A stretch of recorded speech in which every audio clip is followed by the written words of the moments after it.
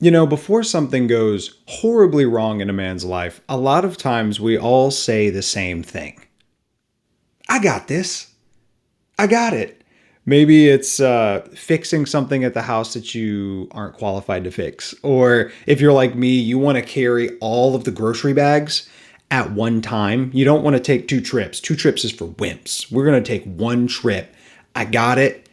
Will it all fall apart and bust on the ground? Maybe. But I'm going to try. And that's what we do. As guys, we're independent almost to a fault. But the truth is, if we want to grow in our lives, we got to get past that.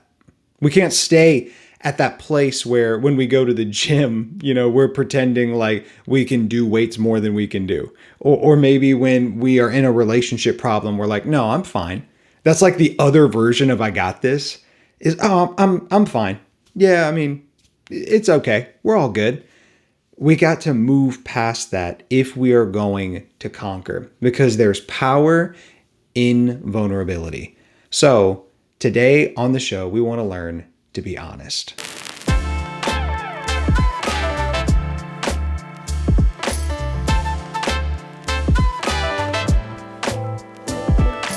So we're going through insecurity, this topic as a series on the Thriving Man YouTube channel. It's something every man deals with. It's not a question of if you deal with insecurity, it's how you deal with it. How do you try to cope with it? And the good thing is that the root of the issue is something that we can deal with together. And this is one of the big areas. Last week, we talked about developing a spirit of adventure, about learning to get past that hesitant side of yourself when it comes to your actions. Well, today we're talking about getting past the hesitant side of yourself when it comes to being open with others and being honest with yourself. It's a necessary part of overcoming your own insecurity. Honesty is a cornerstone of security. We have to learn to be honest. So before we jump into the practicals of this, I want to hit just a couple big truths that hopefully set you free. One, as I alluded to earlier, everyone is imperfect. Every single man, no matter who he is, has some strengths and weaknesses. Nobody is an all or nothing case. Nobody has only strengths, as much as we would like to pretend we do.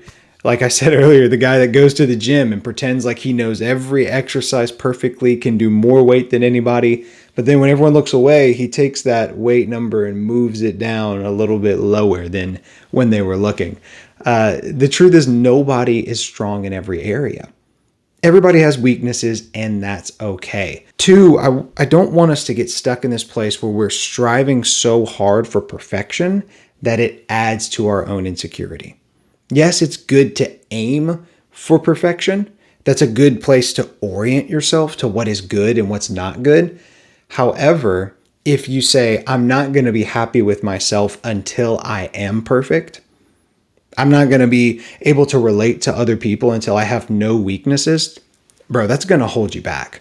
So what I want us to develop here is think about perfection. The ideal is another way to put it, like north on a compass. A compass is good, and the direction north helps orient everything else in your life. But you never arrive at a city called north. You never get to the place like, wow, I've made it to north. No, north is just a direction that helps give you a context for everything around you. And that's a good way of thinking about the ideal. If you have an ideal picture of what your strength will be, or your body will look like, your relationships will be, a goal in general, a vision, huge buzzword. A vision is just an ideal. It's like a true north. Will you ever arrive at true north? No. But it's a place that orients how you make your decisions and where you move. So I want us to let go of perfection as this destination that we can arrive at and begin to have this more orienting mindset to where it's something that is a guide for me. What I'm really saying here is we need to be focused on growth, not our destination. We need to be focused not on arriving, but on the journey there, because that's what life is. The truth is, the only place you can arrive at is death. Like once the journey's done, it's done. So it's all about how we walk every day. Vulnerability And honesty with ourselves is a key to being able to live securely. And that takes understanding the two principles I just told you, that we have to be able to get everybody's imperfect in some way. The only one who wasn't imperfect is Jesus. He's the only person, and we killed him for it. And then two, the second thing is that we have to understand that perfection is not a destination. Once we do that, hopefully we can set ourselves free to be honest, because honesty can be intimidating. I mean, nobody wants to be exposed, but that's where freedom is found. So let's talk about the practicals here. One, I want you to be able to honestly evaluate yourself, to look in the mirror and say, where am I strong and where am I struggling? Because everyone has strengths and weaknesses, we have to acknowledge that we have strengths and weaknesses, and that's okay.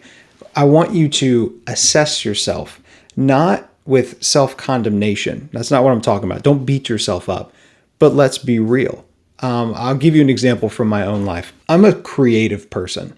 I love coming up with new ideas. I love thinking deeply. I love inventing new thoughts. I write music. I will write physically. I'll do speaking. I enjoy the creative side of things. That's a strength. The weakness of it is I'm not always the best at consistent execution. I don't always want to walk into the office and just, crank stuff out 24/7. I want to deal with the ideas, but when it gets to the practicals, I'm not the best. If you want me to make you something idea-wise, great. If you want me to do an accounting project or a budgeting thing, my soul's going to just wither. It's not my strength. It's my weakness. There's a quote that says, either you win or you learn. And I want to contextualize that for today. So you either have strengths in your personality or areas where you can get stronger. Some people call them growth opportunities. If that helps you, do that. Because we don't want to get to this mentality where a weakness is something to beat ourselves up over. It's something we need to be aware of. If you hate the outdoors, you're an inside kind of guy, and you just wait until your lawn looks like it's an absolute jungle to even start mowing, maybe that means you need to get a better mower that makes your life a little easier. Or maybe you need to pay someone else to do it. Being aware of that helps you make a good decision. So honestly evaluate yourself. Two, and this one's where it kind of gets really scary, is you have to ask quality people in your life for their perspectives on what your strengths and weaknesses are. We've all got blind spots. We all have these things that are blaringly obvious to the people around us, but to us, we just don't see it. They're going to see things that you don't. So you have to be ready to accept that, realizing that it's not criticism to tear you down. It's truth shared with you to build you up. So you may ask them questions like, hey man, I'm trying to grow. I want to evaluate my strengths and weaknesses. This is what I was thinking. Is there anything I'm missing here or anything that you disagree with? Because you may think that you suck at something and it turns out that that's your area of strength. You're just really hard on yourself about it. And so, okay, cool. That's not on my weakness list. Or the reverse. You may think you're great at something and somebody be like, hey man, you just don't listen to people. And you're talking while they're saying that. And you're like, really? And then all of a sudden, boom, the light bulb goes off and you have this awareness. So invite other people to give you their perspective. The third and final thing that I want you to do is, once you have this honest evaluation, you need to consistently be open and vulnerable with people. Evaluating yourself and asking somebody else's opinion requires vulnerability once, but vulnerability is a lifestyle. Being honest with yourself is like a muscle that you get better and better at as time goes along. And that means that you need to invite the right people into your journey. I would say a good guide of, if you're asking yourself, is this the kind of person I want to be open with consistently and invite them into my journey? Are they the kind of person that you want to become? Are they a role model for you? Are they somebody that's a couple steps ahead of you, or someone that's a peer that's really giving it their all and you're like, man, I want to live like that? That's the kind of people of integrity, people of drive, of growth, of humility. Those are some of the things you want to look for in inviting someone into your journey. Whenever you are open with people, it'll change your life. And there may be things in your life that you know are weaknesses that because you're keeping them to yourself, you won't be able to conquer them. I need you to embrace vulnerability, acknowledge your weaknesses, and invite other people into that. I've experienced the power of that in my own life. When I was younger, like the middle school, high school area, I struggled with an addiction to pornography. And I've shared my testimony about this many times, but the top thing that helped me grow wasn't going down to an altar and crying at church. It wasn't just having accountability software on my phone. It was being honest with people. Whenever I tried to keep that to myself, that's when I struggled the most. But whenever I consistently told people like, hey guys, I'm dealing with this right now, I'm having this vulnerable moment or whatever, that's when I began to actually get free. And that took all the way until college for me to really learn to be consistently open because I didn't want to. It's embarrassing, dude. I mean, nobody likes having weaknesses, but when we acknowledge them, they become areas that are strengths. And I got free from that because I was open and honest with people.